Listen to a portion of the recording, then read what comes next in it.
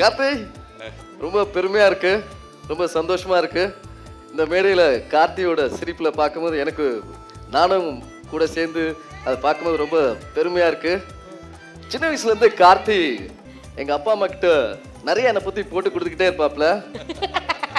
அது நிறைய இன்டர்வியூவில் நானும் சொல்லியிருக்கேன். இடிக்காத ஒரே ஒரு நாள் ஐயோ அண்ணனை இப்படி போட்டு கொடுத்துருவோமே அண்ணன் பாவல. சூப்பர்யா சூப்பர்யா பிரமாதம்.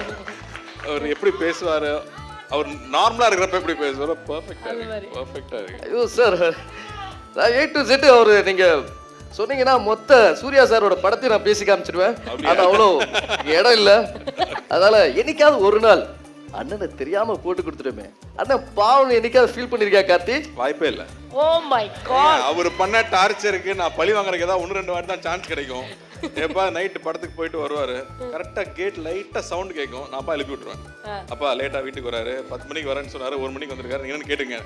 நான் படிக்கிற மாதிரி புக் வச்சிருப்பேன், படிக்கிற மாதிரி கையில புக் வச்சுட்டு உட்காந்துருப்பேன், கரெக்டா போட்டு கொடுத்துருவேன்.